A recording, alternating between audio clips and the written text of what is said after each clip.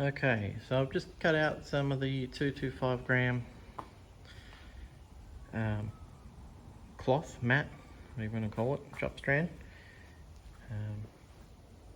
The best way to do it is to try and get like one piece on there for your first layer, and if you have to, which I will here, little bits to fill in.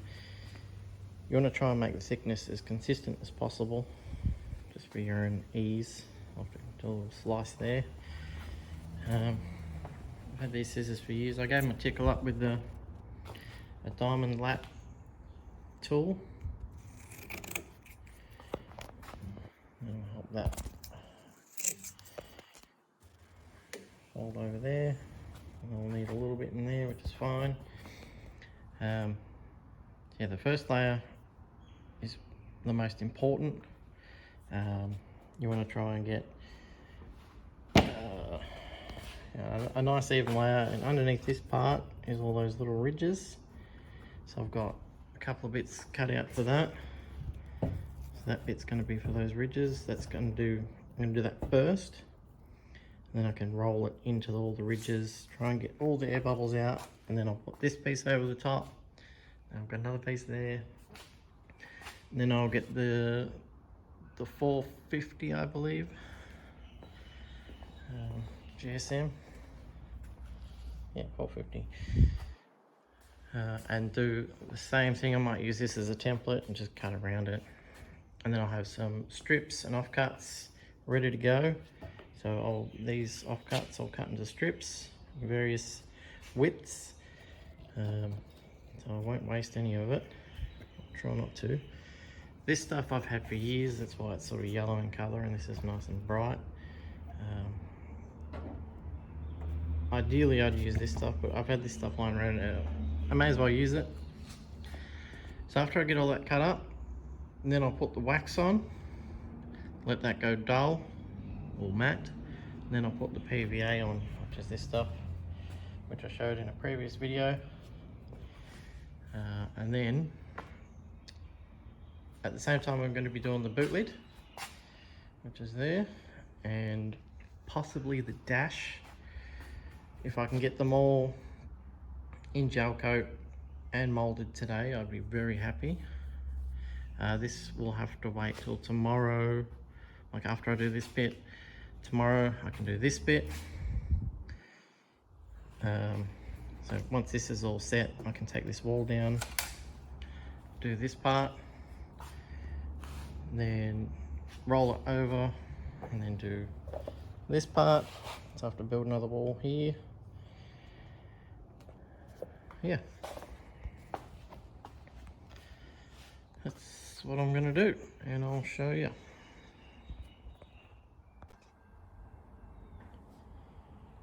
Right, I've got all the glass cut out. I've just given this a dust off with a clean rag. And now I'm going to apply wax. I'll put you on time lapse for that one. This is the wax, just a cloth.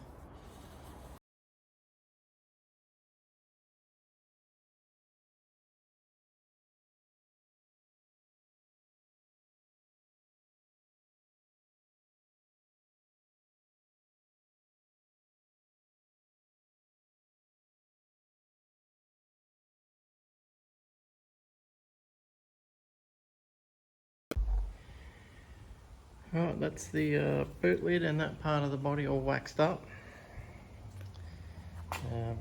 I put, like, not too much, but I paid special attention to the clay areas. Ideally the clay would have still been wet, or not wet, but pliable. This it's almost a week old now, and it's gone off, it's solid. So I put a lot on there, so when I go to remove this wall after this has been moulded, it won't stick, hopefully. I just want to take a break for a second and say that this isn't a fiberglass tutorial. I'm not a professional fiberglasser. I've got experience. from doing stuff myself. I learnt to fiberglass by watching YouTube, and yeah, so I'm just going to bring you along for the ride of building this body, and show you as much as I can. Try and show you the way that I do it. Might not be the way that professionals do it, but it's worked for me in the past. I've had pretty good results.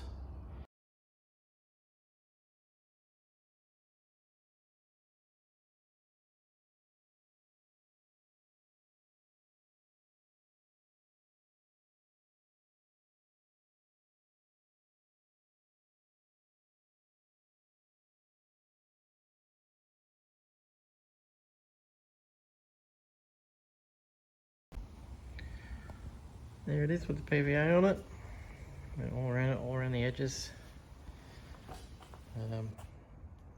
It is messy stuff, so I recommend having wood or this stuff on your floor or work surfaces. Just got to wait for that to dull off. I might put a bit more on. So there we go. The wax underneath sort of makes it split like this. So another coat might be beneficial. Let's clean up those runny bits. This stuff washes off with water. So this brush and that cup I was using, I'll go and clean those up so I can reuse them. That's better. Any little puddles like that you don't really want. Doesn't matter on the flange, but wherever you want detail, like on all these body lines and whatnot, you don't really want little puddles there. I've saturated the clay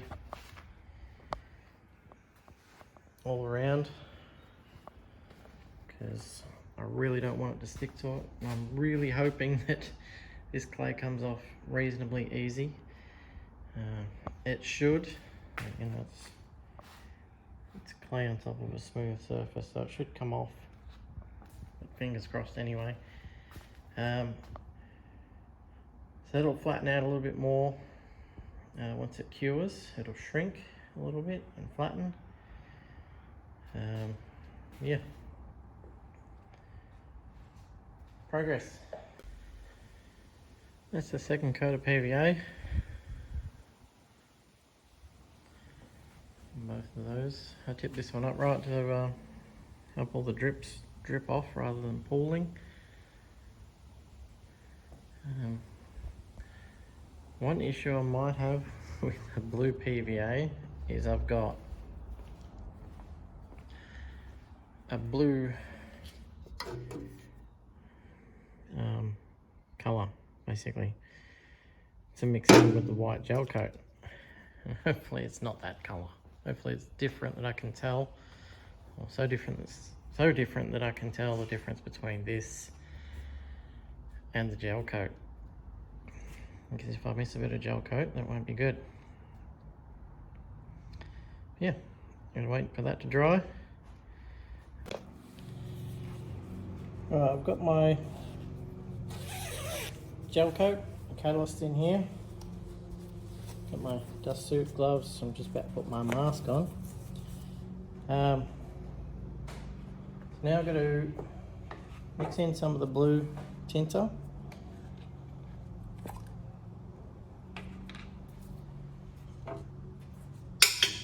Got a stirring over here. That is a technical word. 2 blobs of that. Now I'm going to put my mask on, mix all that up.